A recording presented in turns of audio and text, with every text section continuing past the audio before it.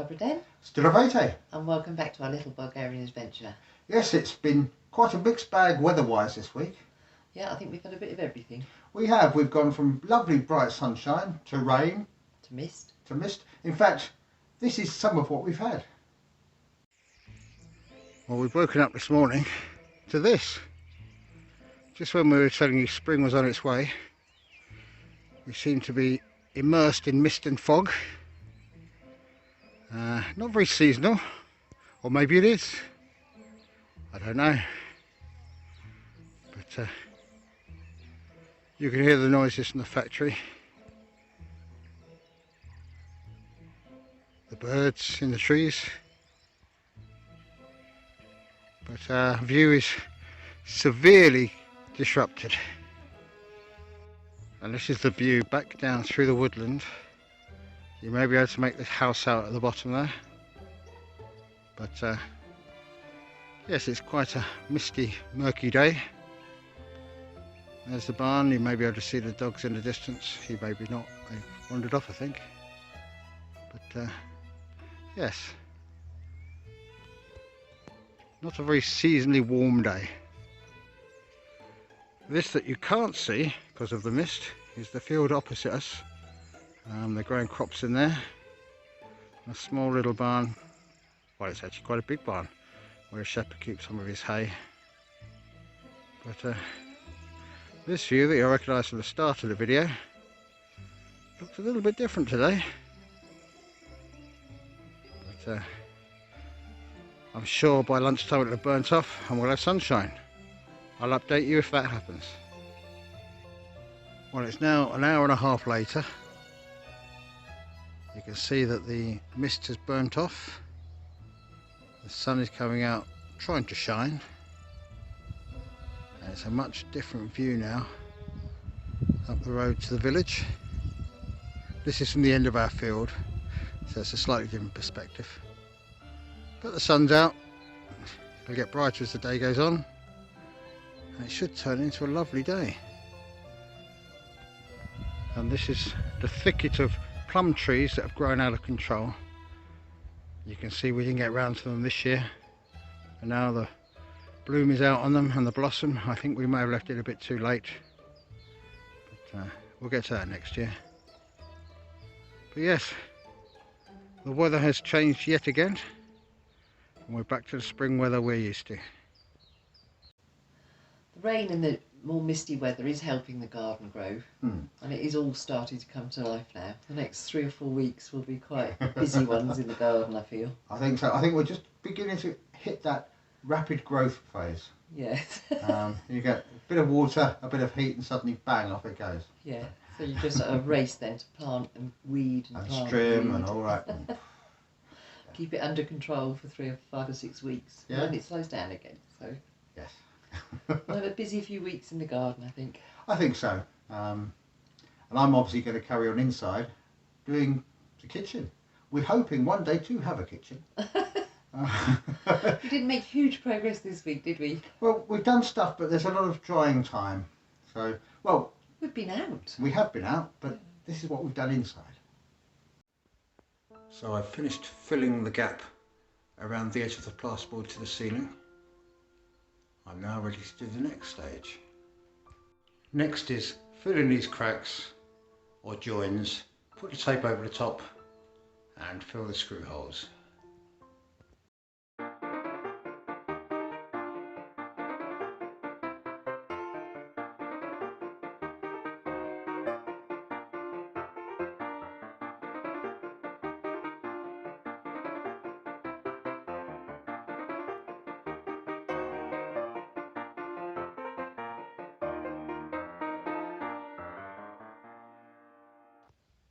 So that's the taping up. The screw holes all filled with plaster. I'm just waiting for it to finish drying out before I can put on the next coat of plaster. But we're a step closer to having a finished ceiling. But I need to turn my attention to something else while it finishes off drying. I've put a first coat of plaster onto the wall next to the window there. The fridge is going to be standing in front of it, and as you know, rustic is our watchword, but I am looking to get it looking a little bit more professional than that. It's basically just give myself a flattish surface to plaster on. I'll go over it with sand down some of the larger trail marks and lines and things you can see there. But I'll let that dry. While that's drying, I'll start plastering the ceiling.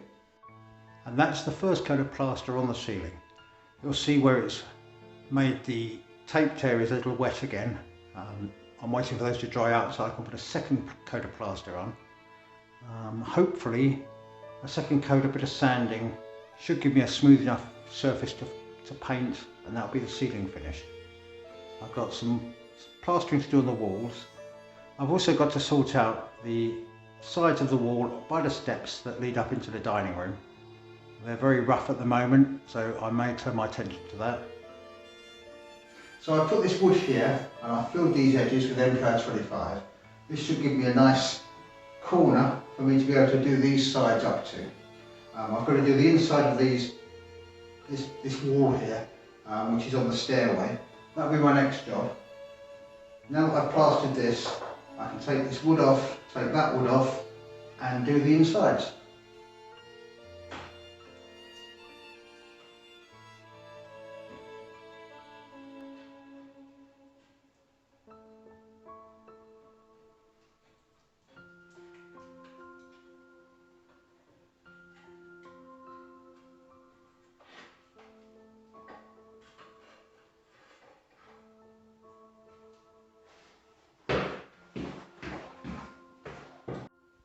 And there we have two nice straight edges to give me the corners on the way up the stairs. My next job is to fill the inside bit with MPI 25 as the base coat for the final plaster.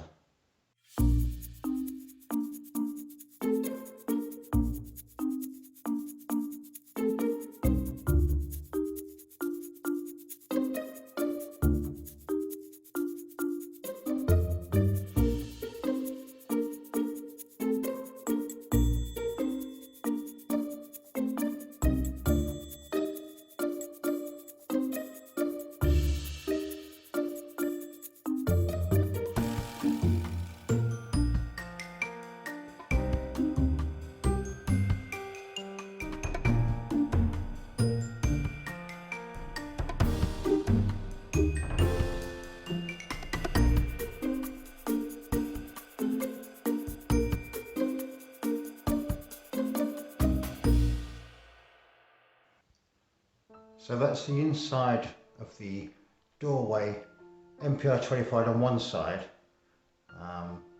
As is my way, I've run short of materials again. I completely underestimated it. I'm about a bag short, so I'll do the other side once I've got a second bag. I've got to let it all thoroughly dry out now, which is the way with plaster. You don't want to be rushing things because you'll just spoil it and make work for yourself in the long run. So I'm letting that dry out. I'll be getting the additional material for the other side in the next couple of days. But for this week, we're a step closer. Our ceiling's plastered, our walls are getting there. It'll soon be time to paint, and then I can actually start putting the tiles on the floor.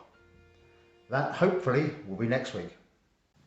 So it is creeping along slowly, but each week we are seeing an improvement. So hopefully we will get to the end of it. Hello, Englebert. You've decided to join us, have you? Well, sit down, Cat. Sit yourself down. Come on, mate. We have had, as I said earlier, a few days out this week. Yes. The most exciting one at the beginning of the week. It's a long-awaited event. A very long-awaited event. For those who followed our videos will know the saga started possibly 18 months ago, 2 years ago? I think about 2 years ago, yes. Yeah. But Adam has finally got... my Bulgarian driving licence. Woohoo! So, I've got the plastic card, which is here. You also get a blue card. This is about your control points. When you're issued with your driving licence, you get 39 control points. In the UK, when you commit offences, your points go up. In Bulgaria, when you commit the offences, the points come down. Yeah. And when it gets to 0, you have to give your licence back. Yes. They revoke your licence and you're supposed to hand it in voluntarily. Yes. as well. So far, we've only been able to find you lose points for speeding. Now, I'm not quite sure that can be true. So if you know better, let us know, please. Yes. But we've looked for quite a while to find out how you lose points. I'm not intending losing points. It's not an ambition of mine, but you just want to be sure I want to make sure I don't lose them. So yes, if you could let us know, that would be brilliant. But yes, it's only taken us being here 2.5 years before I managed to get my licence. And in the end, didn't need his education certificate. No, the rules have changed and are changing. Yeah. In Targovishti, you don't need your education certificate. Whereas you did a year ago. You did. And then they lost it. Yeah. But I had to go and get my eyes tested. They tested my eyes, colour blindness. I'm not sure if I was supposed to have a medical or not, but they must have looked at me and thought, oh, he's a healthy fella. So you pay for that, you take the form along, fill in the forms, they give you a slip, and a month later you go back and pick up your licence. So I'm now fully Bulgarianised with all my driving stuff. Which is a relief, because we were never quite sure what the police were going to do if they stopped us. They looked at it and they can look at me and go, oh, it's English. Yeah. And we have been trying, say, for nearly 2 years to get it updated, but with things changing and nobody being quite sure what was happening, and then losing certificates, and it's been a saga. It has been a bit of a saga. It's a video in itself. Yeah, which we couldn't maybe be bothered one to day. make. No. But we did make this little one. Yeah. So if you have any questions, any queries, put them down below. If we can answer them, we will. Yeah. And thank you to Gemma for helping us sort that out as well. She did all the translation work as ever. Yeah. And she knows where to go, what to do. Yeah. Takes a lot of the stress out of it. To anyone in this area, we thoroughly recommend Gemma Stevenson to help you get your documents sorted. She's always helped us. Yes. Then Wednesday, we had our Bulgarian lessons. We did. Shopping. Shopping, Bulgarian. We've got a bit of a routine, you see. So we didn't do much around here on Wednesday because we were out most of the day. Yeah. But by far our best day out this week was yesterday. Thursday. Yes. We had a special little trip out. This is where we went. Today we've got a day out, so we're leaving the house. But as happens so often on these occasions, we have a little committee making sure we get off okay. They'll be there when we come back, hopefully. This is part of our journey to our mystery destination. The weather's not particularly impressive, but it is dry. You can see from the sides of the roads that although the trees aren't in leaf yet, quite a bit of the blossoms coming through. We were also treated to the sight of this. On the way, just outside Popovo, there was a mustering of storks. There were two groups, you can probably just about make them out as we drive underneath them. But yes, that was quite an impressive sight. I don't know if you recognise this house, but if you watch videos similar to ours, you'll know we've come to visit Mark and Anisha from the Shark's Den. We had a really lovely day with Mark and Anisha and their dad, and Mark's dad, Ray, who were happy to show us around their properties, around their village. There is a bit more detail on that on Mark's videos, because we had such good fun, we forgot to film anything. Yes, that's what happens when you give us carrot and walnut cake. Yeah, we had so much cake. So we were made very welcome, and it was lovely to spend the day with them. It was. If you want to see a little bit more, and also check out their channel, because you should do, it's up there. Yeah, there's a link up there somewhere. Somewhere, yes. But we'd like to thank them definitely for such a lovely day, and we look forward to seeing them again. Yeah. Bye, Englebert. So, something else we saw this week, which also heralds the beginning of spring, we saw the mustering of storks. Yeah, we've seen a few of them around as we've been driving around, and we've also one just outside our village. We saw a couple yesterday. Yeah. Apologies for the quality of the video. We're filming this stuff on our phone, so we can't get it too good. It's nowhere near as impressive as it is in real life. Oh, absolutely, yes. To see sort of 50, 60 storks all circling. It's quite a sight. But it does herald that spring is here. Yeah, and also our village stork is back on his perch. He is, yes. I'll pop up and see him during the week, and I'll show him to you next week. Try and get some close-up photography of him, because we can get closer to him. As long as he don't fly away. Yeah. And our gadding about this week hasn't finished, has it? Gadding about, you say?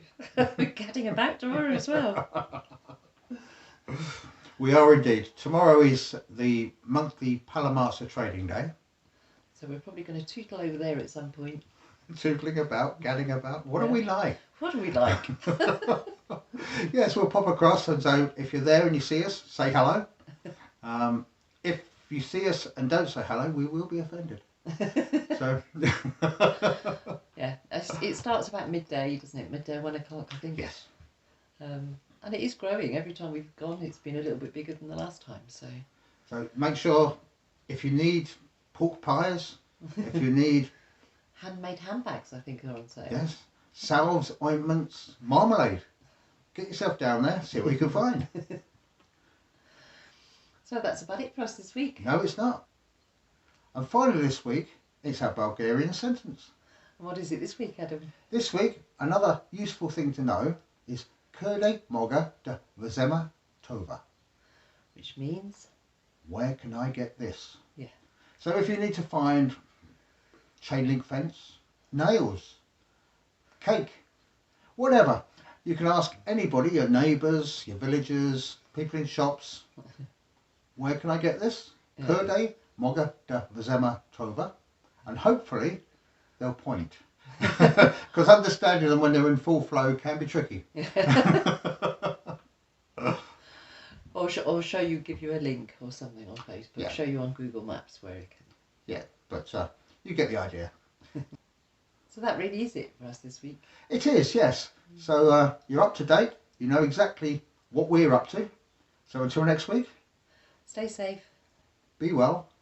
Do skoro. Skoro. Adam's got a new Bulgarian sentence for you. Following in our theme of things that you might need to know, or might need to ask, or might need to... I was going so well. The problem was I couldn't remember the sentence. you were obfuscating. Sorry.